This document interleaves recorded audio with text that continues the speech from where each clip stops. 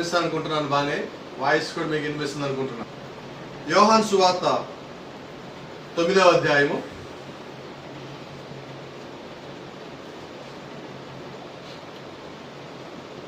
John Gospel chapter 9 from verse 1 to 3. యోహాను సువార్త 9వ అధ్యాయము మొదటి 3 వచనాలు చదువుకుందాం. ఆయన మార్గమున పోవచ్చుండగా పుట్టు గుడ్డి అయిన ఒక మనుషుడు కనబడెను.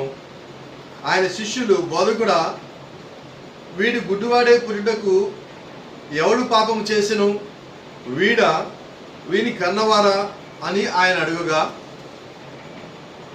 యేసు, వీడైనను వీని కన్నవారైనను పాపము చేయలేదు, కానీ దేవుని క్రియలు వీని యందు ప్రత్యక్షపరచబడుటకే వీడు గుడ్డివాడిగా పుట్టెను. ఆమేన్. అలాగే అదే యోహాను సువార్త 3వ అధ్యాయము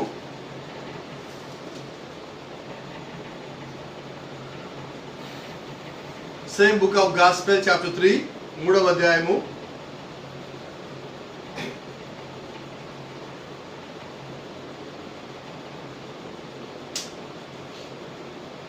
17వ వచనం చదువుకుందాం. లోకము తన కుమారుని ద్వారా రక్షణ పొందుటకే గాని లోకము తీర్పు తీర్చుటకు దేవుడు ఆయన లోకములోకి పంపలేదు. ఆయన యందు విశ్వాసం ఉంచువానికి తీర్పు తీర్చబడదు. విశ్వసింపని వాడు దేవుని అద్వితీయ కుమారుని నామమందు విశ్వసించలేదు గనుక వానికి ఇంతకు మునిపే తీర్పు తీర్చబడిను. ఆ తీర్పు ఇదే. ప్రార్థించుకుందాం. జీవంగల దేవా, జీవాధిపతి నాయన, మరోసారి ప్రభా భూమి మీద యొక్క విశ్వాస గ్రంథం తెరవబడింది, చదవబడింది ప్రభా. ఈ గ్రంథానికి గ్రంథకర్త నీవై ఉండగా నీ యొక్క స్వరముతో నీ యొక్క ఆత్మతో నీవు మాత్రమే ప్రత్యక్ష ఇచ్చేవాడు కాబట్టి ప్రభా, నీవే రంగం మీదకి వచ్చి మాట్లాడమని మన రంగం మీదకి ఆహ్వానించుకుంటున్నాం ప్రభా. నిశ్చయంగా నీ యొక్క వాక్యంతో నీ యొక్క ఆత్మతో మా హృదయాలు సంధించండి. మాకు ఏదైతే కావాల్సి ఉందో ప్రభా దాన్ని అనుగ్రహించండి. నీ నామానికి భయంకరంగా జీవించడానికి కావాల్సిన ప్రతి ఒక్కదాన్ని మాకు దయచేయండి ప్రభా. నీ నామానికి భయంకరంగా జీవించడానికి మాకు అడ్డుగా ఏదైనా ఉన్నట్లయితే ప్రభా ఈ ఉదయకాలం నిశ్చయంగా దాన్ని మాలో తీసేయమని మా అందరి మీద సంపూర్ణమైన పరిపూర్ణమైన అధికారం మీకు ఇస్తా ఉండగా మీరే మాకు రాజుగాను, నాయకుడిగాను, దేవుడిగాను సమస్తముగా ఉండి తండ్రి మమ్మల్ని సరిచేయమని ప్రభా యేసు క్రీస్తుని ఘనమైన నామములో స్తుతిస్తూ ప్రార్థిస్తూ వినయంగా అడిగి పెట్టుకుంటున్నాం. Amen. Praise the lord. Hallelujah. దేవుని నామానికి మహిమ ఘనత ప్రభావం కలుగును గాక. Amen. Let me start like this. నన్ను ఈ విధంగా ప్రారంభించనండి. మరి పోయిన వారం కానీ గత వారం కానీ మనం గమనించినట్లయితే ప్రత్యేకించి వర్తమానంలో కూడా అనేక మంది సేవకులు నిద్రించడం జరిగినది. ఇంకా ఈరోజు ఉదయకాలం చూస్తే దాదాపుగా ఒక 25-26 మంది సేవకులు హాస్పిటల్లో ఉన్నారు. కొంతమందికి ఆక్సిజన్ లెవెల్స్ తక్కువగా ఉన్నాయి, వాళ్ళ కుటుంబాలు కూడా ఎఫెక్ట్ అయినాయి అని చెప్పి వింటా ఉన్నాము. మరి వారందరి గురించి కూడా మీరందరూ కూడా ప్రార్థించేవారిగా ఉండండి. మరి నాకు తెలిసిన పాస్టర్లో నాకు తెలిసిన స్నేహితులు కూడా ఉన్నారు, మరి వాళ్ళు కూడా నిద్రించడం జరిగినది. అయితే ఈ సమయంలో ఒక మాట నేను చెప్పవలసిన అవసరం కలిగి ఉన్నాను. ఏంటంటే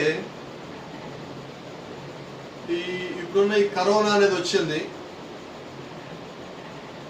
నిజమైన ఒక విశ్వాస అయితే ఇలా కరోనా రావటం ఏంటి, నిజమైన సేవకుడైతే నీ కరోనా రావటం ఏంటి అని కొంతమంది ఒక దెయ్యపు జాతి సంతానం భూమి మీద ఉన్నారు. వాళ్ళు పుకార్లు బిగించేశారు.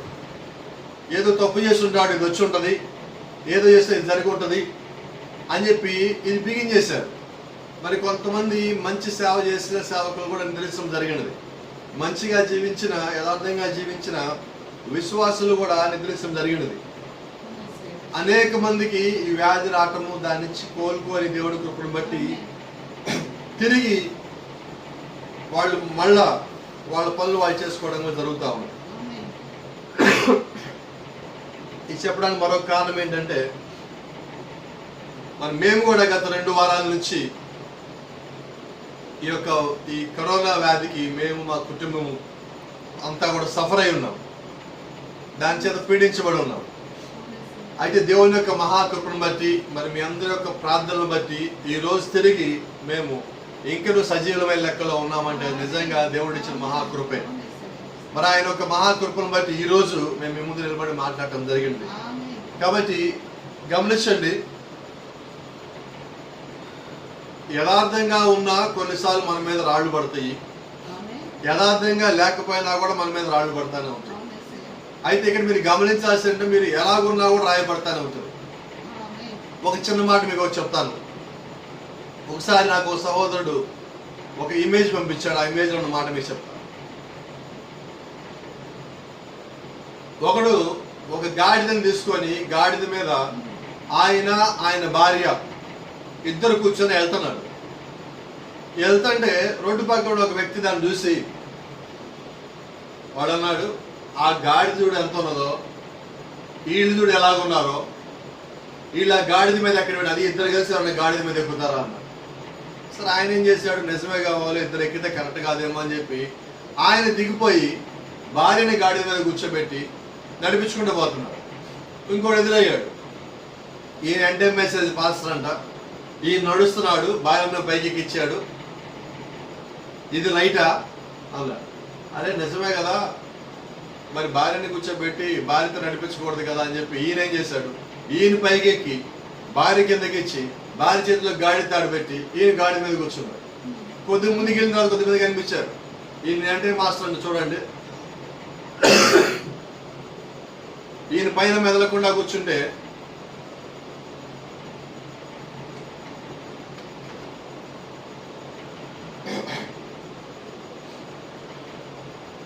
ఈయన పైన మెదలకుండా కూర్చుంటే ఈయన భార్య ఈయన నడిపిస్తున్నది. ఇదే రకమైన పాస్టర్ గారు ఈయన అని చెప్పి విమర్శ బిగిన్ చేశారు.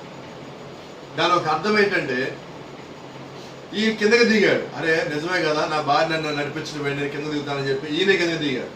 లాస్ట్కి ఏం చేశారంటే, ఈయన కింద నడుస్తున్నాడు, భార్య కింద నడుస్తున్నది, గాడిద పెట్టుకుని వీళ్ళు పోతా ఉన్నారు. రోడ్డు మీద వాడు కనిపించాడు. ఇంకొకడు కొద్ది దూరం వెళ్ళిన తర్వాత వాడు అంటాడు, అసలు బుద్ధి ఉందా లేదా, గాడిద దేనికి మనిషి ఎక్కడానికి కాదా, గాడిద మీద కూర్చొని వెళ్ళకుండా వీళ్ళు గాడిద చేత్తో పెట్టుకొని పోతున్నారు. దీనికి గాడిద ఉపయోగం ఏంటన్న గమనించండి.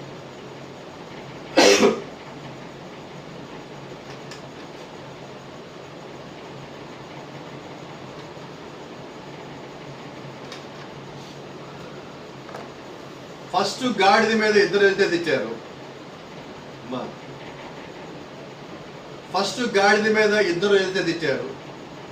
రెండోది గాడిద మీద ఈయన ఒక్కడే ఎక్కితే తిట్టారు. ఈయన దిగి భార్యను ఎక్కిస్తే అప్పుడు తిట్టారు. వీళ్ళిద్దరి కింద నడుస్తూ ఉండి గాడి నడిపించుకుంటూ పోతా ఉంటే అప్పుడు తిట్టారు. దీని ఒక అర్థం ఏంటంటే, నువ్వు ఎలాగున్నావు అని అనేవాళ్ళు అంటానే ఉంటారు. కాబట్టి గమనించండి, లోకంలో ఎవరో కొందరు ఏమాత్రం విలువ లేని వ్యక్తులు మాట్లాడిన మాటల్ని మీరు ఎవరు పట్టించుకోవద్దు. ఒకటే గుర్తుపెట్టుకోండి, జ్ఞాపకం చేసుకోండి. ఎప్పుడు కూడా మిమ్మల్ని ఎవరైనా అంటున్నారంటే అంటున్న వ్యక్తి యొక్క సాక్ష్యం ఏంటి, అంటున్న వ్యక్తి యొక్క క్యారెక్టర్ ఏంటి, దాన్ని బట్టి మీరు వాళ్ళ మాటల్లోకి పరిగణలోకి తీసుకోండి. ఎందుకంటే ఈరోజు విమర్శ చేసేవాడికి ఒక స్థాయి ఉండాలండి. మన విమర్శను తీసుకోవాలనుకున్నా కూడా ఎదుటి వాళ్ళు దానికి సంబంధించినంత స్థాయి అనేది ఉండాలి. కాబట్టి గమనించండి, ఈరోజు అనేక మంది సేవకులు ఎదురిస్తూ ఉన్నప్పుడు, అనేక మంది విశ్వాసులు ఎదురిస్తూ ఉన్నప్పుడు, మరి అనేక మంది ఈ యొక్క వ్యాధిని బాధపడతా ఉన్నప్పుడు, వీళ్ళు ఏదో చేశారు, వీళ్ళకి ఏదో జరిగినది, అందుకే ఇలాగ వచ్చింది అనటం జరుగుతూ ఉంది. అందుకని ఈరోజు మరి ఉదయకాలము మరి నాకు ఈ వర్తమానం చెప్పాలని దేవుడు హృదయంలో ప్రేరేపణ కలిగించున్నాడు. గమనించండి, అక్కడ యోహాను సువార్త 9వ అధ్యాయంలో మనం చూసినట్లయితే అక్కడ వాళ్ళకు ప్రశ్న అడుగుతా ఉన్నారు. బహుశా పేతురు అనుకుంటే ఇలాగంటున్నాడు, బోధకుడా, వీడు గుడ్డువాడే పుట్టుటకు ఎవడు పాపం చేసిను, వీడిని కన్నవారా అని అడుగుగా వాళ్ళు ఏమన్నారు చూడండి, అయ్యా ఎవడు తప్పు చేశాడు, ఈ గుడ్డోడు తప్పు చేశాడా, వీళ్ళ తల్లిదండ్రులు తప్పు చేశారా? చూసారా, తప్పు చేసినప్పుడు ఎక్కడికి పోతుంది? ముందు వాళ్ళ దగ్గర నుంచి. రెండోది ఎక్కడి దాకా పోయినది? తల్లిదండ్రుల దగ్గర పోతాడు. అంతేగాని ప్రభు అసలు ఎందుకు ఇలా జరిగింది అడిగాడా? కారణం ఏంటని అడిగారా? అడగడం లేదండి.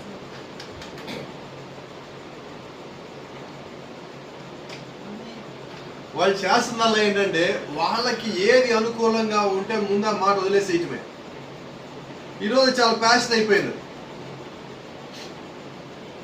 అదే ఒక మాట చెప్తా.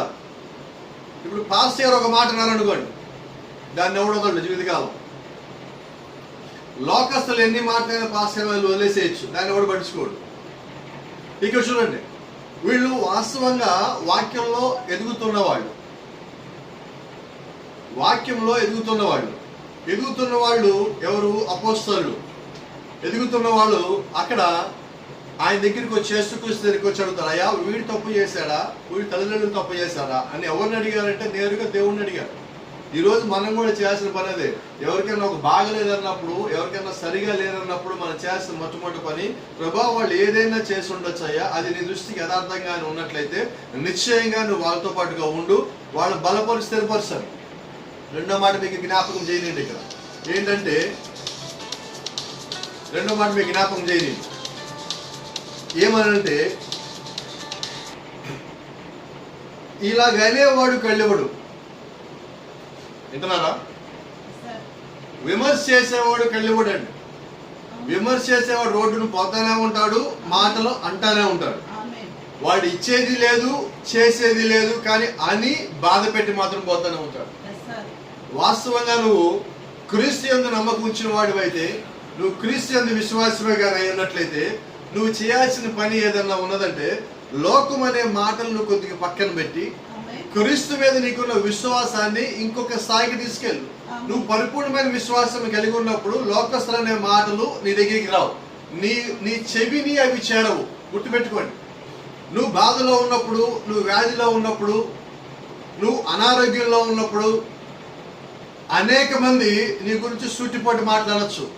వాళ్ళు వ్యక్తిగతంగా నీతో అనకపోవచ్చు, నీ బంధువుల దగ్గర, నీ స్నేహితుల దగ్గర, నీ అయిన వాళ్ళ దగ్గర, నీ యొక్క శ్రేయోభిలాషుల దగ్గర నానా రకాల మాట్లాడచ్చండి. అవి ఒకవేళ నీ చెవిని పడ్డప్పుడు నీవు దాన్ని హృదయంలోకి చేర్చుకోవద్దు. Keep remember it. కొన్నిసార్లు వాళ్ళు అనే మాటలని నీ చెవిలో పడ్డప్పటికీ కూడా అవి నీ హృదయంలో చేర్చొద్దు. ఎందుకనంటే నీ హృదయంలో నువ్వు కలిగి ఉండాల్సింది విశ్వాసం మాత్రమే. క్రీస్తు మీద నమ్మకం నీవు కలిగి ఉన్నప్పుడు లోకస్తుల యొక్క మాటలు నీ చెవిలో పడవు. Praise the Lord. కాబట్టి గమనించండి, ఎప్పుడైతే ఇక్కడ ఉన్న గుడ్డివాడిని వాళ్ళు ఈ మాటలు అంటున్నారో, అక్కడ ఉన్న గుడ్డివాడు ఒక మాట అనుకుంటున్నాడండి. వాడి హృదయంలో, వాళ్ళ అంతరంగంలో ఉన్న మాట మీకు చెప్పలేండి. రోజు ఎవడో ఒకడు వస్తాడు, ఏదో ఒకడు అంటాడు, పోతాడు, నాకైతే కళ్ళెవడు, వాడి బాధ ఇది. అయితే ప్రతిరోజులాగా ఆ రోజు కూడా ఎవడో వచ్చాడు, ఎవడో అంటున్నాడేమో అనుకుంటున్నాడు. కానీ అయితే ఆ రోజు ప్రభువైన యేసుక్రీస్తు అక్కడికి వచ్చాడు. లోకానికి తెలియని సంగతి అది, ఆ శిష్యులకు తెలియని సంగతి, ఆ మాట్లాడే వాళ్ళకి తెలియని సంగతి ఏంటంటే ఆ రోజు అక్కడికి ప్రభువైన యేసుక్రీస్తు వచ్చున్నాడు. Praise the Lord. కాబట్టి గమనించండి, యేసుక్రీస్తు అక్కడికి వచ్చినప్పుడు ఆ పక్కన ఉన్న శిష్యులతో ఒక మాట అంటున్నాడు, వీడైనను వీడి తల్లిదండ్రులైనను ఏ తప్పు చేయలేదు. Praise the Lord. మరి ఇప్పుడు మాట అడగండి, మరి వాడు గుడ్డోడు ఎందుకు పుట్టాడు? యేసుక్రీస్తు అన్నాడు చూడండి, అక్కడ ఆయన మాట్లాడే మాట చాలా స్పష్టంగా ఉన్నది. దేవుని క్రియలు వీని యందు ప్రత్యక్షపరచబడుటకే వీడు గుడ్డివాడిగా పుట్టును. ఆమేన్. జ్ఞాపకం పెట్టుకోండి ఈ మాట. కొన్నిసార్లు మన జీవితంలో వ్యాధులు రానియండి, బాధలు రానియండి, కష్టాలు రానియండి, శోధనలు రానియండి, ఇవన్నీ కూడా తీర్పు వల్ల వచ్చినవే కాకపోవచ్చు. కొన్నిసార్లు దేవుడు మన కుటుంబంలో, లేదంటే మన ద్వారా దేవుడు మహిమపరచబడటానికి కొన్నిసార్లు దేవుడు ఈ కార్యములు చేస్తూ ఉంటాడు. కాబట్టి కొన్నిసార్లు దేవుడు వీటికి అనుమతిస్తూ ఉంటాడు. Praise the Lord. దేవుని నామానికి మహిమ కలుగును గాక. కాబట్టి జ్ఞాపకం చేసుకోండి, ఇక్కడ ఎవరు తప్పు చేశారు? కొన్ని ఉదాహరణలు దేవుడి చిత్తం మీద మేము తీసుకుని వస్తాను. బైబిల్లో కానీ మీరు గమనించినట్లయితే ఇక్కడ ఈ గుడ్డోడు ఏ తప్పు చేయలేదని యేసుక్రీస్తు చెప్తున్నాడు. ఈ గుడ్డోడు యొక్క తల్లిదండ్రులు ఏ తప్పు చేయలేదని యేసుక్రీస్తు చెప్తా ఉన్నాడు. అయితే ఇక్కడ ఇంకో మాట నేను చెప్పలేను. బైబిల్లో మనకందరికీ తెలిసిన ఒక వ్యక్తి ఉన్నాడు, దేవుని యొక్క ప్రవక్త కూడా అయిన వ్యక్తి. ఈయన పేరు యోబు గారు. మరి బైబిల్లో ఉన్న యోబుకి వ్యాధి ఎందుకు వచ్చింది? బైబిల్లో ఉన్న యోబుకి శరీరం అంతా గడ్డలు ఎందుకు వచ్చింది? బైబిల్లో ఉన్న యోబు గారికి కుటుంబం మొత్తం ఎందుకు వెళ్ళిపోయాడు? ఆయన సంపాదించిన ఆస్తి పోయింది. ఈ లాస్ ఇస్ హెల్త్, ఈ లాస్ ఇస్ వెల్త్ టు. ఆయన తనకున్న ఆస్తిని, ఆరోగ్యాన్ని రెండింటిని పోగొట్టుకున్నాడు. అయితే ఇదంతా దేని ద్వారా జరిగింది? యోబు చేసిన తప్పేంటి? ఈ గుడ్డివాడు చేసిన తప్పేంటి? ఇప్పుడు యోబుని కూడా, యోబు యొక్క స్నేహితులు వచ్చి నువ్వేదో తప్పు చేసి ఉంటావు అన్నావు. ఇక్కడ ఈ గుడ్డివాడిని కూడా వచ్చి వీడేదో తప్పు చేసి ఉంటాడని చెప్పంటున్నారు. కాబట్టి లోకం ఎప్పుడేం చేస్తుందంటే నీ పైన కనిపించే వాటినే చూస్తుంది, కానీ నీ మనసుని లోకం చూడదు. కాబట్టి నీ మనసుని, నీ హృదయాన్ని చూసేది ఎవరంటే కేవలము ప్రభు అయిన యేసుక్రీస్తు మాత్రమే. కాబట్టి నువ్వు చేయాల్సిన పని ఏదన్నా ఉన్నదంటే అది ఒక్కటే, ఏంటంటే నీ హృదయాన్ని నువ్వు శుభ్రంగా ఉంచుకో. Praise the Lord. నీ హృదయాన్ని ఏమాత్రం కల్తీ లేకుండా జాగ్రత్తగా ఉంచుకోవటమే నువ్వు చేయాల్సిన పనల్లా. ఎందుకంటే నీ పై రూపాన్ని, నీ పైన గాయాన్ని, నీ పై కనిపించే బాధని దేవుడు చూడడు, కానీ నీ మనసులో ఉన్న దాన్ని దేవుడు చూస్తూ ఉంటాడు. నీ లోపల ఉన్న దాన్ని దేవుడు గ్రహిస్తూ ఉంటాడు. కాబట్టి జ్ఞాపకం చేసుకుని ఒక మాట నేను చెప్తా ఉన్నా ఇప్పుడు ఇంకొకసారి. నీ పై రూపము నేను చూడని దేవుడు చెప్తా ఉన్నాడు. Is right? దేవుడు నామానికి మహిమ కలుగును గాక. Praise the Lord. అదే సమయంలో దేవుడు ఎటువంటి ప్రార్థన అంగీకరిస్తాడంటే దేవుడు ఇంకో మాట కూడా చెప్తా ఉన్నాడు. విరిగి నలిగిన హృదయాన్ని అంగీకరిస్తానంటున్నాడు ఆయన. ఎటువంటి హృదయం అండి? అంటే ఆయన చూస్తున్న నీ పై రూపమా, నీ హృదయాన్న? నీ హృదయంలో ఉన్న బాధలు ఆయన చూస్తున్నాడండి. నువ్వు పైకి కనిపించేటట్లు నీ ముఖం వికారంగా పెట్టుకోవటం వల్ల దేవుడు నేను చూడడు. ఈరోజు నేను చూస్తున్నా చాలా మంది సేవకులు కానీ, చాలా మంది విశ్వాసులు కానీ ఏం చేస్తారంటే 10 మంది ముందు నేను చాలా బాధపడుతున్నాను, నేను నీ కోసం చాలా చేస్తున్నాను అని చెప్పుకోవడానికి వాళ్ళకున్న నటన కౌశల్యాన్ని మొత్తం ప్రదర్శిస్తూ ఉన్నారు. అయితే వాస్తవంగా దేవుడు దాన్ని గమనించడండి. దేవుడి దగ్గర నటించేవాడంటే దేవుడికి అసహ్యం అండి. దేవుడు ఒక వాక్యానుసారంగా జీవించేవాడంటేనే దేవుడిని తృప్తిపరిచేవాడని. దేవుడికి ఇష్టడికి ఎలా ఉంటావంటే నువ్వు దేవుడిని తృప్తిపరిచినప్పుడు మాత్రమే దేవుడికి ఇష్టడై ఉంటావు. Praise the Lord. దేవుడు నామానికి మహిమ కలుగును గాక. కాబట్టి గమనించండి, యోబుకు వచ్చిన బాధ ఏంటో దేవుడికి తెలుసండి. యోబుకు వచ్చిన వ్యాధి ఏంటో దేవుడికి తెలుసండి. యోబుకు వచ్చిన అనారోగ్యం ఏంటో దేవుడికి తెలుసండి. యోబుకి ఎందుకని తనకున్న ఆస్తి మొత్తాన్ని పోగొట్టుకున్నాడో దేవుడికి తెలుసండి. అయితే యోబు గురించి తెలిసిన వాళ్ళు కూడా వచ్చేయమంటారంటే యోబుని వచ్చి విమర్శ చేయడం బిగించేశారు. వింత విషయం మీరు గమనించండి. నువ్వు ఏదో తప్పు చేస్తుంటావు. ఇందా మనం చెప్పుకున్నాం ప్రారంభంలో, పాస్ గారికి కరోనా వచ్చింది, ఈయన ఏదో చేసి ఉంటాడు, ఈయన అది చేశాడు, ఈయన ఇది చేశాడు, అందుకే వచ్చింది. లేదా పలానా విశ్వాస కరోనా వచ్చింది, అది ఆమె అచ్చంటిదే, ఈమె ఇచ్చంటిదే, ఆయన అచ్చంటోడే, ఈయన ఇచ్చంటోడే. మరి వాళ్ళకి వచ్చినప్పుడు చెప్పండి, అనేవాళ్ళకి వచ్చినప్పుడు ఇక అక్కడ మాటలే ఉండవు. కాబట్టి గమనించండి, ఇప్పుడు మనకున్నదాన్ని దీన్ని పాండమిక్ అంటారు. అంటే ఇది ఎవరికైనా రావచ్చు పోవచ్చు. అయితే దేవుడి చిత్తంలో అది మన శరీరాన్ని తాకాలి అని కానీ ఉన్నట్లయితే శరీరాన్ని తాకాల్సిందని పోవాల్సిందే. దేవుడి చిత్తం మీద పోతుంది, లేదంటే మనం జనాభా లెక్కలు వచ్చి పోతాం. ఏదేమైనా కానీ దేవుడి చిత్తమై ఉన్నది. నువ్వు దేవుడి చిత్తానికి లోబడాలా కానీ నీ చిత్తానికి దేవుడు లోబడడు. యోబుకి బాధ రావటానికి లూసిఫర్ కారణమైతే దేవుడు దానికి అనుమతి ఇచ్చారండి. కాబట్టి ఇక్కడ యోబు బాధపడుతున్నప్పుడు దేవుడు చూస్తూనే ఉన్నాడు. When you are suffering, you keep remember my words in your mind forever until your last breath. నీ చిట్ట చివరి శ్వాస తీసుకునేంత వరకు ఇప్పుడు నేను చెప్పే మాటల్ని మీ లోపల భద్రం చేసుకుని ఉంచండి. ఏంటి ఆ మాటలు అంటే, నువ్వు ఎప్పుడైనా వ్యాధితో ఉన్నావంటే then keep remember that you are in a great company. నువ్వు ఒక వ్యాధితో బాధపడుతున్నావంటే గుర్తుపెట్టుకోవాల్సింది తెలుసా, నీతో పాటుగా ఒక గొప్పవాడు ఉన్నాడు. ఆమేన్. ఎలా అంటారా, బైబిల్ చెప్తా ఉంది, పాత నిబంధనలో ఒక మాట ఉన్నది, ఏముండదంటే వ్యాధిని కలగజేసేది నేనే, బాధను కలగజేసేది నేనే, దాన్ని స్వస్థపరిచేది కూడా నేను. ప్రజలు, so what does it mean? If you are suffering from a disease, that means God is with you. నువ్వు ఒక వ్యాధితో బాధపడతా ఉన్నావు అంటే దాని ఒక అర్థం ఏంటంటే దేవుడు నీతో పాటుగా ఉన్నాడు అని. నువ్వు ఒక బాధతో ఇంట్లో ఇబ్బంది పడుతున్నావు అంటే అర్థం ఏంటంటే దేవుడు నీతో పాటు ఉన్నాడు అని. చూడండి, యోసేపుని ఎవరు గుంటలో పడేశారు? సొంతన్నలు, బయట వాళ్ళు కాదండి. సొంతన్నలు అమ్మేశారు. డబ్బు తీసుకుంది ఈళ్ళు, అమ్ముడు పోయింది ఈళ్ళు, గుంటలో పడేసింది యోసేపుని. అయితే ఒక మాట అంటారు, ఎవడు డబ్బులకి అమ్ముడు పోతాడో దేవుడికి తెలియదా? ఎవడు గుంటలో పడేపడతాడో దేవుడికి తెలియదా? ఎవరిని పైకి లేపుతాడో దేవుడికి తెలియదా? కాబట్టి గమనించండి, వాళ్ళు అనుకున్నారు గుంటలో పడేసాం కదా అయిపోయింది అనుకున్నారు, గుంటలో ప్లాన్ చేశాము గుంటలో పడేసాం అనుకున్నారు. అయితే ఇక్కడ తెలియనిది ఏంటంటే ఆ గుంటలో పడిన వ్యక్తి తర్వాత ఫరో అయ్యాడు. పడేసిన వాళ్ళే ఆ యోసేపు ముందు వెళ్ళి మాట్లాడాల్సిన అవసరం దేవుడు కల్పించాడు. కాబట్టి గమనించండి, నువ్వు ఈ రోజు పడిపోయి ఉండొచ్చు, ఈ రోజు నువ్వు బాధలో ఉండొచ్చు, ఈ రోజు నువ్వు శోధనలో ఉండొచ్చు. అయితే ప్రభు అయిన యేసుక్రీస్తు నీకు తోడుగా ఉన్నాడు అన్న మాటని మాత్రము నువ్వు దాన్ని మర్చిపోవద్దు, దాన్ని నువ్వు జ్ఞాపకం పెట్టుకో. ఆమేన్. గమనించండి, ఇంకో మాట ముందుకు వస్తున్నా. బైబిల్లో మీకు అందరికి తెలుసు మరొక ప్రవక్త ఉన్నాడు. ఈ ప్రవక్త గురించి ఈ కాల ప్రవక్త కూడా మాట్లాడటం జరిగింది.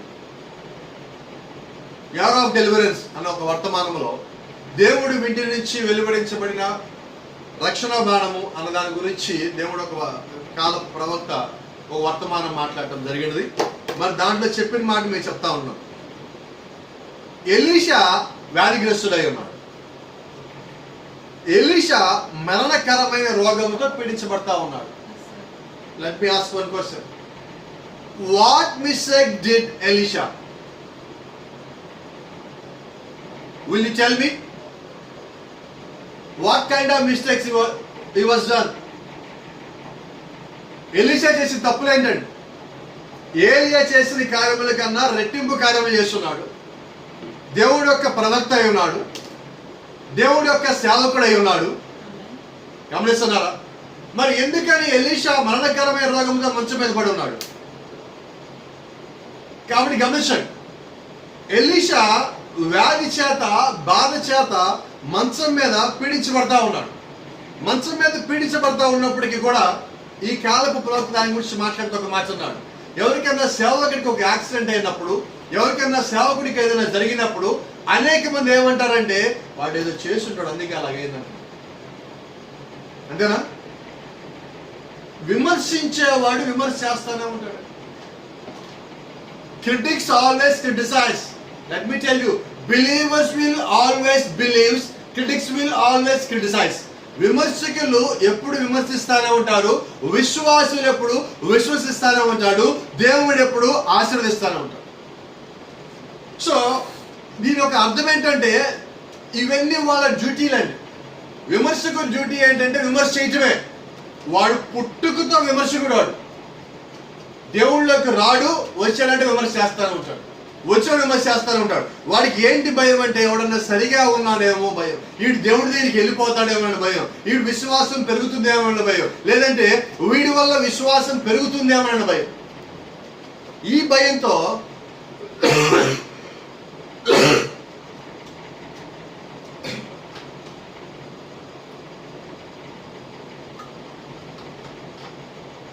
నిన్ను విశ్వాసంలో బలపడనీయకుండా చేయటమే వాడి యొక్క పనైన. చూడండి, ఈ కాల ప్రవక్త అంటున్నాడు, థ్రస్ట్ ఫర్ లైఫ్, జీవము కొరకు దాహం కొరట అన్న వర్తమానంలో ప్రవక్త అంటున్నాడు. లూసిఫర్ చేసే మొట్టమొదటి పని ఏంటంటే నిన్ను ప్రార్థనకు పోనీయకుండా ఆపడం. ఫస్ట్ వన్, నువ్వు వినటానికి అవకాశం ఉన్నా నేను వినటానికి అవకాశం లేకుండా చేయటం. నువ్వు ప్రార్థనకి అటెండ్ అవుతావు అంటే అటెండ్ కానికుండా చేయటం. అవకాశం కలిగి ప్రార్థనలో ఉండకపోవటం. ఇవన్నీ కూడా లూసిఫర్ చేసే మొట్టమొదటి పనులు. జ్ఞాపకం పెట్టుకో. రెండో మాటగా మీరు చెప్తా ఉన్నాను. ప్రవక్త అంటున్నాడు, ఆ ప్రార్థనలకి ఆ కూడికిలకి నువ్వు అటెండ్ అవ్వటం వల్ల నీ లోపల విశ్వాసం పెరుగుద్దని వాడికి తెలిసి వాడు ఏం చేస్తారంటే నిన్ను ఆ కూడికి అటెండ్ కానివ్వండి. వాడు చేసే మొదటి పని. దాని అర్థం ఏంటంటే నిన్ను ప్రార్థనకి దూరం చేయటం.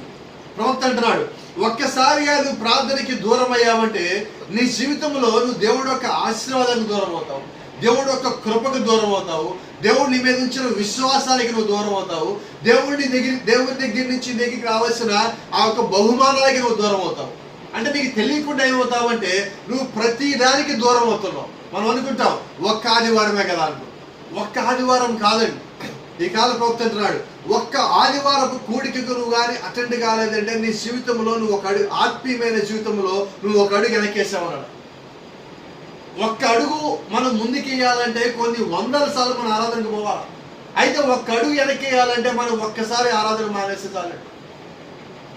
కాబట్టి గమనించండి, నువ్వు నిజంగా ప్రార్థన కొరకు నేను వాక్యం వినాలి, నేను వాక్యంలో ఆరాధించాలి, వాక్యాన్ని నేను నమ్మాలి, వాక్యాన్ని నేను వెంబడించాలి, అది ఎటువంటి స్థితిలో ఉన్నప్పటికీ కూడా నేను దాన్ని అంగీకరించాలి, దాని ప్రకారంగా జీవించాలి అని నువ్వు ఎప్పుడు నిర్ణయం తీసుకుంటావంటే, ఎప్పుడు తీర్మానం కలిగి ఉంటావంటే సంఘ సహవాసంలోకి అడుగుపెట్టినప్పుడు, సంఘపు ఆరాధనలో నువ్వు ఉన్నప్పుడు, సంఘంలో వాక్యం జరుగుతూ ఉన్నప్పుడు, ఆ వాక్యము నీ హృదయాన్ని తగులుతా ఉన్నప్పుడు నువ్వు అక్కడి నుంచి ఏం చేస్తా ఉన్నావంటే నువ్వు తిరిగి స్పందించడం ఎప్పుడైతే నువ్వు ప్రారంభించావో అప్పుడు లూసిఫర్కి భయపడి, అప్పుడు వాడికి వణుకు ప్రారంభించబడుతుంది. వాడు ఏం చేస్తాడంటే ఆ మాట నీ లోపల పడినప్పుడు నీ లోపల ఒక గొప్ప ఉద్యమం పుట్టుకొని వస్తుంది. ఆ ఉద్యమం రాకుండా ఉండాలని వాడు ప్రయత్నం చేస్తుంటాడు. ఆ కారణం చేత వాడు చేసే పని ఏంటంటే వాక్యము వినటానికి నిన్ను రానియకుండా చేయటం. కాబట్టి గమనించండి, అయితే అదే సమయంలో నువ్వేం చేయాలంటే నీకున్న ప్రతి అడ్డంకిని తొలగించుకోవాల్సిన బాధ్యత నీది. నువ్వు కూడికి రావాలంటే, ఆరాధనకి రావాలంటే నేను ఎప్పుడు అంటాను, always I says one thing, if you are coming to the church that means you have fighted very well. నువ్వు సంఘానికి వస్తున్నావు అంటే అర్థం ఏంటో తెలుసా? నువ్వు సంఘానికి వస్తున్నావు అంటే అర్థం ఏంటో తెలుసా? నువ్వు గొప్ప పోరాటం చేసి వస్తున్నావని. నువ్వు ఎన్ని ఇబ్బందులు దాటాలి, ఎన్ని శోధనలు దాటాలి, ఎన్ని మాటలు దాటాలి. గమనించండి, కొన్నిసార్లు నువ్వు చర్చికి వెళ్తావు అంటే అప్పుడే అంటారు ఇంట్లో వాళ్ళు వచ్చి, నువ్వు నాకు ఈరోజు ఇది వండి పెట్టిపోవాల్సింది. ఎవరు? చర్చికి రానివాడు. నువ్వు చర్చికి వెళ్తా ఉన్నప్పుడు ఇంట్లో చర్చికి వెళ్ళినప్పుడు ఎవడో ఒకడు ఉంటాడు. వాడు ఏం చేస్తాడంటే అప్పుడే వాడు ఏదో ఒక పని నీకు అడ్డు కల్పిస్తూ ఉంటాడు, ఏదో ఒక శోధన కలిగిస్తూ ఉంటాడు. ఇవన్నీ దేని కొరకంటే టు టెస్ట్ యువర్ ఫెయిత్. నీకున్న విశ్వాసాన్ని పరీక్షించే నిమిత్తమే ఇవన్నీ జరుగుతున్నాయి. కాబట్టి గమనించండి, నీ విశ్వాసం పరీక్షించబడుతుందని నీకు తెలిసినప్పుడు నువ్వేం చేయాలంటే ప్రతి దానిని నెట్టుకుంటూ, తోసుకుంటూ, వాటిని దాటుకుంటూ, మార్గం ఏర్పరచుకుంటూ ప్రార్థన చేస్తా నువ్వు అడుగు ముందుకేయవలసి ఉంది. సాతాను చేసే ప్రతి దానిని నువ్వేం చేయాలంటే తిరిగి తిప్పి వెనక్కి కొట్టగల సామర్థ్యం నువ్వు కలిగి ఉన్నావు. అయితే ఈ రోజు చాలా మంది ఏం చేస్తారంటే ఇలాగైపోయిందిగా ఇంకేం చేద్దాంలే. ఈ ముసలమ్మ ద్వారంలో వచ్చినాడు. నువ్వు నిజంగా వర్తమాన విశ్వాసం అయ్యి ఉంటే నువ్వు వధువులో భాగమై ఉన్నావు. వధువు అంటే ముసలి కాదండి, వధువు అంటే ముసలమ్మ కాదండి, వధువు అంటే వయసు అయిపోయినాం కాదండి. వధువు అంటే పోరాడగలిగే శక్తి కలిగి ఉన్నదండి. అది నీ లోపల ప్రతి ఒక్క నరనరములో నువ్వు కలిగి ఉన్న రక్త కణముల లోపల అది దేవుడు పెట్టున్నాడు. అది నీ లోపల పెట్టున్నప్పుడు నువ్వేం చేస్తావంటే నువ్వు రాజీ పడవు, ప్రతిదానికి రాజీ పడిపోవు, ప్రతిదానికి కన్నీరు కార్చవు. వ్యర్థమైన దాని కొరకు కన్నీరు కార్చే స్థితిలో దేవుడు నిన్ను ఉంచలేదు. కాబట్టి గమనించండి, ఇవన్నీ ఎందుకని చెప్పాల్సి వచ్చిందంటే లోకంలోంచి నీ మీద ఎంత ఒత్తిడి వచ్చినప్పటికీ కూడా, ఎంత ఇబ్బంది వచ్చి పడినప్పటికీ కూడా, ఎటువంటి ఆరోగ్యకరమైన స్థితిలో నువ్వు ఉన్నప్పటికీ కూడా నువ్వు చేయాల్సిన పనుల్లో ఏదన్నా ఉన్నదంటే దేవుడి మీద ఒకే రకమైన విశ్వాసం కలిగొచ్చు. నీ విశ్వాసంలో అది పెరిగే మార్పే రావాలి కానీ తరిగే మార్పు మాత్రం రానియదు. నీ యొక్క విశ్వాసం యొక్క స్థాయి దినదినము ఎదుగుతానే ఉండాలి. అది ఎదగకపోయినా అక్కడే ఉన్నా కానీ పర్వాలేదు, కానీ డోంట్ లెట్ ఇట్ డౌన్. దాన్ని కిందకి మాత్రం జారని మాకండి. క్రీస్తులో నీ విశ్వాసము ప్రతి దినము ఏదో రకంగా పైకి వెళ్ళవలసి ఉన్నది. Let me tell you, when Elisha was on the deathbed, ఎలీషాకు మరణ యొక్క శయ్య మీద పడి ఉన్నప్పటికీ కూడా he never stopped his work. ఆయన అలా ఉన్నప్పటికీ కూడా దేవుడి విషయంలో ఆయన ద్వారా జరగవలసిన పని ఆయన ఆపలేదు. ఆయన పని చేస్తూనే ఉన్నాడు. ఆ మరణశయ్య మీద ఉన్నప్పుడే యెహూని పిలిచాడు. మరణశయ్య మీద ఉన్నప్పుడే ఆ కిటికీని తెరవమన్నాడు. మరణశయ్య మీద ఉన్నప్పుడే ఆ భాగం బయటికి ఇమ్మన్నాడు. ఆయన పని ఆయన చేస్తూనే ఉన్నాడు. Praise Lord. దేవుని నామానికి మహిమ కలుగును గాక. కాబట్టి జ్ఞాపకం చేసుకోండి. ఇప్పుడు ఇక్కడ అడిగే ప్రశ్న ఏంటంటే, మరి ఎలీషా మరణకరమైన రోగంతో మంచం మీద ఉన్నాడు కదా, మరి ఎలీషా ఏం తప్పు చేసింది? యోబు గారేమో ఇంటి బయట బూడిద కుప్పలో కూర్చున్నాడు, మరి ఆయన ఏం తప్పు చేసినాడు? ఈ గుడ్డివాడు బయట వీధిలో శిలువ కొనే దగ్గర కూర్చొని ఉన్నాడు, మరి ఈ గుడ్డివాడు ఏం తప్పు చేసినాడు? యేసుక్రీస్తు ఆ గుడ్డివాడు ఏం తప్పు చేయలేదన్న. యోబు కింద దిగి వచ్చి సైనిత అంటున్నాడు. దేవుడు కింద దిగి వచ్చి యోబు సైనిత మాట్లాడాడు, యోబులో ఏ దోషము లేదు. మరి ఈ కాల ప్రవక్త ఎలీషా గురించి అంటున్నాడు, ఎలీషా లోపల ఏ దోషము లేదు. అయితే ఎలీషా ఎందుకు ఎలా ఉన్నాడంటే గమనించండి. Profit sir, Elisha carries the sin of the world. లోకములో ఉన్న పాపములో కొద్దిగా భారాన్ని ఎలీషా మోస్తా ఉన్నాడు. గమనిస్తున్నారా? ఎలీషా ఇప్పుడు ఏం చేస్తున్నాడు? లోకంలో ఉన్న పాప భారాన్ని దేవుడు యొక్క సేవకుడిగా ఆయన మోస్తున్నాడు. మరి ఈ రోజు కూడా నేను ఒక మాట చెప్తాను. యథార్థంగా ఉన్న దేవుని యొక్క సేవకులు అనేక మంది పాప భారాన్ని మోస్తున్నారు. ఈరోజు మీకు రహస్యం చెప్తాను. చాలా మంది సేవకులకి విశ్వాసులు వాళ్ళ కుటుంబంలో ఉన్న సమస్యలు మొత్తం చెప్పుకుంటూ ఉంటారు. అది మంచిది. చాలా మంది అంటారు డాక్టర్ దగ్గర దాచుకోవడం, లాయర్ దగ్గర దాచుకోవడం. వాస్తవంగా దేవుడు యొక్క సేవకుడి దగ్గర దాయకూడదు. అయితే ఈ సేవకుడికి చెప్పేటప్పుడు మరి వాళ్ళ కుటుంబంలో మంచి జరిగినా చెప్తా ఉంటారు, చెడు జరిగినా చెప్తా ఉంటారు. కొన్నిసార్లు కుటుంబస్తులు ఎవరన్నా పాపంలో పడినప్పుడు అప్పుడు కూడా చెప్తానే ఉంటారు. అది సేవకుడి మీద ఉన్న నమ్మకాన్ని బట్టి, సేవకుడు ప్రార్థన చేస్తారన్న దాన్ని బట్టే కానీ వేరే ఇంకేది కాదండి. ఇప్పుడు సేవకుడు ఏం చేయాలంటే వీటన్నింటిని భరించాలి. You should carry on his shoulders. ఇప్పుడు ఆ సేవకుడు ఏం చేయాలంటే వీటన్నిటిని భరిస్తా అతను ప్రార్థన చేయాలండి. యేసుక్రీస్తు కొండ మీద దగ్గరికి వెళ్ళి ఆ గెత్సెమనే తోటలో ఆ రాత్రి ప్రార్థన చేసినప్పుడు ఆయన బైబిల్ ఒక మాట చెప్తా ఉంటారు, చెమట రక్తముగా మారినంతగా ఆయన ప్రార్థన చేశారు. ఎంతగా ఆయన ప్రార్థన చేశారండి? చెమట రక్తముగా మారినంత వరకు ఆయన ప్రార్థన చేశారు. ఇంకో మాట చెప్తాడు, ఒక డాక్టర్ గారు ఒక చెప్పిన మాట ఏంటంటే, యేసుక్రీస్తుని బల్లెంతో ఇక్కడ పొడిచినప్పుడు ఇక్కడి నుంచి నీరు రక్తం బయటకు వచ్చింది. ఈ శరీరంలో నుంచి నీరు రక్తము బయటికి, అంటే నీరు రక్తం రెండు విడిపోయింది. ఆయన యొక్క శరీరంలో రక్తము నీరు రెండు సపరేట్ అయిపోయింది. సపరేట్ అయిపోయినప్పుడు అక్కడ జరిగేది ఏంటంటే ఆ డాక్టర్ గారు అంటున్నారు, ఆయన ఎంతో శోధనకు గురయ్యాడు, ఎంతో ప్రార్థించాడు, ఎంతో ఒత్తిడికి గురయ్యాడు. ఆ ఒత్తిడికి గురైనప్పుడు, ఎక్కువ మన ఒత్తిడికి గురైనప్పుడు ఏం జరుగుతుందంటే రక్తము నీరు బాడీలో వేరవుతూ ఉంటుంది. కాబట్టి గమనించండి, ఆయన ఎవరి నిమిత్తం అయ్యాడు? అంత ఒత్తిడికి ఎవరి నిమిత్తం ఆయన అంత ప్రార్థన చేశాడు? ఎవరి నిమిత్తము ఆయన అటువంటి స్థితిలోకి వెళ్ళాల్సి వచ్చిందంటే, మీరు లేఖనంగానే గమనిస్తున్నట్లయితే మన పాపములు తీసేయటానికి ఆయన వచ్చాడు. ఆయన దగ్గర ఏ పాపం లేదు. ఆ పాపము లేని ఆయన ఈ పాప భారాన్ని మోసుకుంటున్నాడు. మరి ఆయన యొక్క సేవకులు, ఆయన యొక్క ప్రవక్తలు కూడా అదే భారాన్ని వారు కలిగి ఉన్నారు. మరి నిజమైన సేవకులు కూడా అటువంటి భారము కలిగి ప్రార్థన చేసేవారిగా ఉన్నారు. Praise the Lord. కాబట్టి గమనించండి, ఇక్కడ ఎలీషా చేస్తున్న పని ఏంటంటే లోకంలో ఉన్న పాప భారాన్ని ఆయన పూర్తిగా మోయలేడు, దేవుడు కాదు కాబట్టి. అయితే దేవుడు యొక్క సేవకుడు కాబట్టి ఆయన కూడా ఎంతో కొంత మోయాల్సిన బాధ్యత, భారము కలిగి ఉన్నారు. Praise the Lord. చివరికి ఒక మాట చెప్పని, చివరిగా ఈ కాలపు ప్రవక్త గురించి చెప్పి నేను ముగిస్తాను. సహోదరుడు బ్రహ్నాము మరి దేవుని నందు ఆయన నిద్రించడం జరిగినది. డిసెంబర్ నెలలో 65వ సంవత్సరంలో 24వ తారీఖు మరి ఆయన చనిపోవటము, క్రీస్తునందు నిద్రించడం జరిగింది. అయితే గమనించండి, చాలా మంది డినామినేషన్ వాళ్ళు ఏమంటున్నారంటే ఆయన ప్రవక్త అయితే యాక్సిడెంట్లో చనిపోవటం ఏంటంటున్నారు. ఆయన నిజంగా దేవుడు ప్రవక్తే గారు అయినట్లయితే ఆయన యాక్సిడెంట్లో చనిపోవటం ఏంటి? ఆయన అలా అవ్వకూడదు కదా. మరి ఎలీషా మరణకరమైన రోగంతో పీడించబడి ఒక వ్యాధిగ్రస్తుల వల్లే మరణించడం ఏంటి? ఆయన అలా అవ్వకూడదు కదా.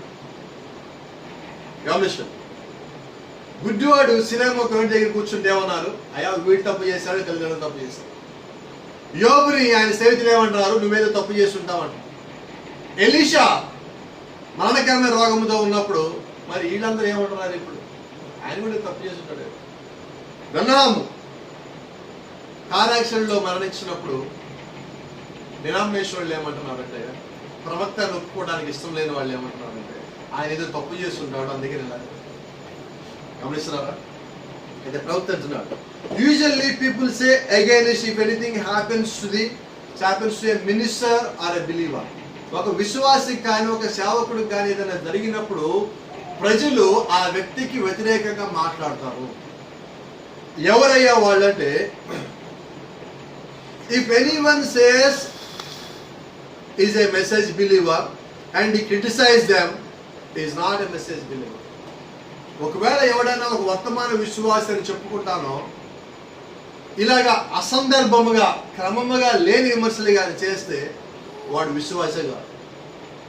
రెండో మాట, is a genuine denomination person. అటువంటి విమర్శ చేసేవాడు ఎవడంటే పరిపూర్ణమైన మత శాఖ సంబంధి, పరిపూర్ణమైన లోకస్తుడు. లోకస్తులు మొత్తం ఏం చేస్తారంటే లోకంలో ఉన్న ఉపమానం తీసుకుంటారండి. లోకస్తుడు ఎవడు? బైబిల్లో ఉన్న ఉపమానం తీసుకోండి. లోకరీతిగా ఎంతసేపు మాట్లాడుతూ ఉంటాడు. వాడది కదండి, ఈటిది కదండి, అట్టంట కదా, ఇట్టంట కదా, ఏదో లే, అట్టయిందిలే, ఇట్టయిందిలే, అంతేలే, ఇలా ఉంటుంది. అదే నిజమైన విశ్వాసం ఎలా మాట్లాడతారంటే వాక్యానుసారంగా మాట్లాడతారు. కాబట్టి మీరు చేయాల్సింది వాక్యానుసారంగా జీవించే వారి నిమిత్తము ప్రార్థన చేయండి. వాక్యానుసారంగా జీవించే వారి మీద నిందపడినప్పుడు మీరు ప్రార్థించేవారిగా ఉండండి. కాబట్టి చిట్ట చివరిగా నేను ముగింపులో చెప్తున్న మాట ఏంటంటే, అనేక మంది సేవకులు ఇప్పుడున్న ఈ బాధల్లో వ్యాధుల్లో వాళ్ళు ఇప్పటికీ మంచాల మీద ఉన్నారు. వాళ్ళు ఇప్పుడు మరణకరమైన స్థితిలో ఉన్నారు. ఈరోజు ఉదయం కూడా నేను మెసేజ్ చూస్తున్నాను, so many pastors are on the death bed. వాళ్ళు మంచం మీద ఉన్నప్పుడు అక్కడ మాకు అందుతున్న వార్తలు ఏంటంటే ఆక్సిజన్ లెవెల్స్ లోలో ఉన్నాయని. మాకు తెలిసిన వాళ్ళు కూడా అనేక మంది ఇంకా హాస్పిటల్లో ఉన్నారు. నిన్న కూడా కోటేశ్వరరావు గారు అని చెప్పి ఒక బ్రదర్, ఆయన ఫోన్ చేసినప్పుడు ఆయనతో మాట్లాడుతున్నప్పుడు మరి ఆయన కూడా మన హాస్పిటల్లో జాయిన్ అయ్యారని చెప్పి తెలిసింది. ఆయనతో మాట్లాడినప్పుడు కొన్ని మాటలు ఆయన చెప్తా ఉన్నప్పుడు, ఆస్ గారు ఇప్పుడే మీ వీడియో చూశానండి, ధైర్యంగా ఉండదు, మీరు పర్వాలేదండి, బాగానే ఉన్నారని చెప్పడం జరిగింది. మరి ఆయన విషయంగా కూడా మీరు కొంచెం ప్రార్థనలో వచ్చారు. గుంటూరులో ఉండే వ్యక్తి, మరి వర్తమానం నమ్మిన వ్యక్తి కూడా ఉన్నారు. మరి అటువంటి వాళ్ళ గురించి మీరు జ్ఞాపకం చేసుకోండి. అలాగే వ్యాధిగ్రస్తుల్లో మీకు సంబంధించిన వాళ్ళు ఎవరైనా కానీ ఉంటే వాళ్ళందరికీ నేను ఒక మాట చెప్తా ఉన్నా, మీరు వీలైతే just pass these words to them. జరిగేది ఏదైనా కానీ జరుగుతుంది, దాన్ని ఎవరు ఆపలేరు. దేవుడి చిత్తంలో ఏది ఉంది అనేది జరుగుతుంది. అయితే దీంట్లో మీరు గుర్తుపెట్టుకోవాల్సింది, అతిగా ఆలోచించొద్దు, అతిగా బాధపడద్దు, అతిగా ఏడవద్దు. ఈ మూడు గుర్తుపెట్టుకో. దేవుడి ఎందుకని మీకు నిజంగా విశ్వాసం ఉంటే మీరు ఈ మూడు పనులు చేయరు. అతిగా ఆలోచించదు ఒకే దాని గురించి, అతిగా బాధపడదు, అతిగా ఏడవద్దు. ఈ మూడు చేసినప్పుడు ఏమవుతుందంటే మీ శరీరంలో ఉన్న రోగ నిరోధక శక్తి తగ్గుతుంది, ఇమ్యూనిటీ పవర్ తగ్గుతుంది. మీకు అప్పుడు అతి సులభంగా ఈ వ్యాధి ఆడడానికి అవకాశం ఉంది. దేవుడు నీకు ఇచ్చిన దాన్ని ఈ మూడింటి ద్వారా నువ్వు పోగొట్టుకొని ఆ వ్యాధికి నువ్వు కారణం కావాలి. కాబట్టి గమనించండి, ఎవరికన్నా ఇది వచ్చినప్పుడు మీరు మాటలతో వాళ్ళు బలపరచాలి తప్పితే, విశ్వాసంలో వాళ్ళు బలపరచాలి తప్పితే, అయ్యా నువ్వు ధైర్యంగా ఉండు, నువ్వు భయపడమాక, దేవుడు నీకు తోడుగా ఉన్నాడు, ఈ మాటలు నువ్వు చెప్పి వాళ్ళు బలపరచాలి తప్పితే, వాళ్ళతో పాటు నేను కూడా కలిసి కూర్చొని ఏడుస్తామంటే వాళ్ళు ఇంకా ముందు పోతారండి. వారం రోజుల తర్వాత పోయేవాడు ఈ రోజే పోతాడు. కాబట్టి మనం చేయాల్సిన పని ఏంటంటే, అది వస్తుంది పోతుంది, నువ్వు విశ్వాసం కలిగి ఉండు, దేవుడి మీద నమ్మకం ఉంచు, దేవుడి మీద విశ్వాసం ఉంది, ఖచ్చితంగా దేవుడిని స్వస్థపరుస్తాడు. ఇప్పుడు దాకా నువ్వు మారలేదా, ఇప్పుడు పూర్తిగా మారు. ఒక అవకాశం దేవుడు నీకు ఇచ్చాడేమో, ఇప్పుడు దీని తర్వాత ఇంకా నువ్వు బలపడాలేమో అని ఈ రకంగా ఈ రీతిగా మీరు వాళ్ళని బలపరచాలి. వాళ్ళ ఉన్న విశ్వాసాన్ని మరొక స్థాయికి తీసుకెళ్లాల్సిన బాధ్యత ఈరోజు మీరు కలిగి ఉన్నారు. ఒక మాట చెప్తా, మేలు చేయువాడే దేవుని సంబంధం. కాబట్టి నిజంగా మీరు చేసే మేలు ఏంటంటే అనవసరంగా ఎవరిని విమర్శ చేయొద్దు. విమర్శ చేయాల్సిన అవసరం అంటే ఖచ్చితంగా చేయండి. అది ఏ రీతిగా చేయాలో ఆ రీతిగానే చేయండి. అయితే నిజంగా దేవుడి సంబంధం ఎవడైతే ఉన్నాడంటే వాడు మేలు చేసేవాడు. ఏ మేలు అంటే డబ్బులు ఇవ్వటం మేలు కాదండి. డబ్బులు ఇవ్వటం ఒక సహాయం చేయటం. మేలు అంటే ఇక్కడ ఏంటంటే ప్రార్థన చేయటం. నువ్వు చేసే ప్రార్థన ఎంతో విలువైనది. గమనించండి, ఈరోజు లక్షల రూపాయలు కోట్ల రూపాయలు ఖర్చు పెడుతున్నా మంచాలు ఎక్కిన మళ్ళీ తిరిగి రావటం లేదండి. మరి ఈరోజు మేమే ముందు ఒక సాక్ష్యంగా ఉన్నాం. మేము లక్షలు కోట్లు ఖర్చు పెట్టే స్థితిలో లేవు. అయినప్పటికీ ముగ్గురికి మేము ఇంట్లో సఫర్ అయి ఉన్నాం. ముగ్గురు 3 గదుల్లో ఉండి బాధలు పడ్డాం. ఒకవేళ ఇది ముగింపేమో, ఇది దేవుడి చిత్తమేమో అనే దశ కూడా వెళ్ళిపోయి ఉన్నాం. అయినప్పటికీ కూడా ఒకటే అనుకున్నాం, ప్రభువా నీ పని ఇంకా మధ్యలోనే ఉన్నది. నా ద్వారా స్టార్ట్ అయిన పని, నీ చిత్తాన్ని బట్టి నా ద్వారా స్టార్ట్ అయిన పని ఆగిపోయి ఉన్నది. ఇది ఇలాగ వదిలేసిపోవడమే నీ చిత్తం అయితే నేను రెడీ. అయితే వాళ్ళు పరీక్షలు ఎదుగుతూ ఉన్నారు. వాళ్ళకి ఏదన్నా ఒక మార్గం ఏర్పరచుకోవాలని ప్రార్థన చేస్తాం. నీ చిత్తం అయితే తిరిగి లేచి సేవ చేస్తాం. నీ చిత్తము కాదా వాళ్ళకి ఎవరన్నా ఏర్పరచు అని చెప్పి ప్రార్థన చేయడం కూడా జరిగింది.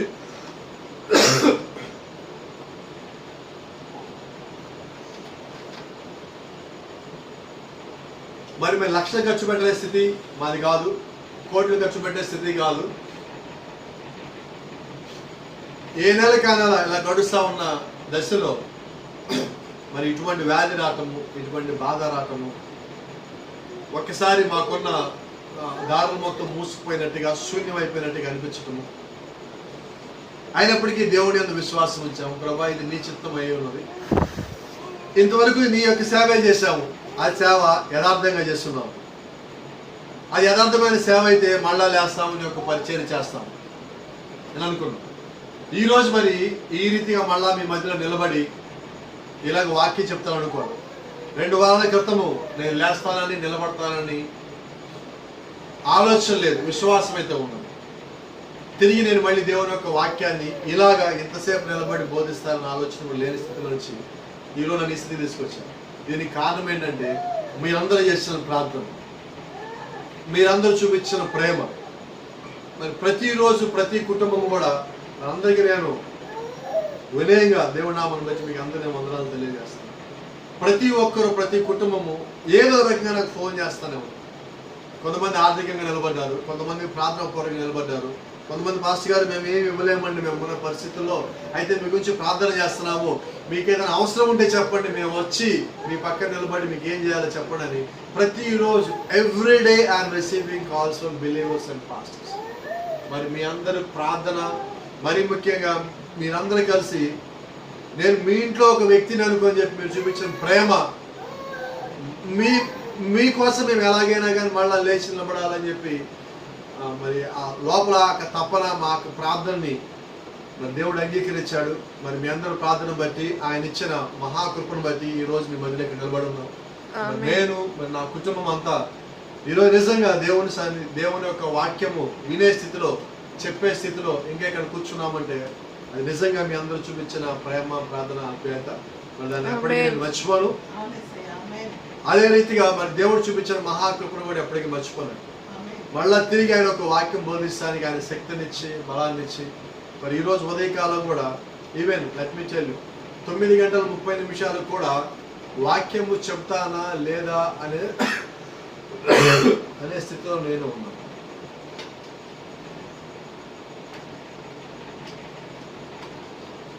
అయినప్పటికీ దేవుడు సహాయం చేసి మీతో వాక్యం పంచుకోవడానికి దేవుడు నాకు అవకాశం ఇచ్చున్నాడు. కాబట్టి నేను మీకు మరోసారి అందరికీ చెప్పే మాట ఏంటంటే, అందరి కొరకు ప్రార్థన చేయండి, పాస్టర్ గారి కొరకు ప్రార్థన చేయండి, మరి పాస్టర్ గారిలో ఫ్యామిలీ కొరకు కూడా ప్రార్థన చేయండి. మేమందరము మీ అందరి గురించి ప్రార్థన చేస్తూనే ఉంటాము. దేవుడు మాకు ఇచ్చిన దాన్ని బట్టి మేము మీ కొరకు ప్రార్థన చేయడం జరుగుతుంది. అది జ్ఞాపకం పెట్టుకోండి.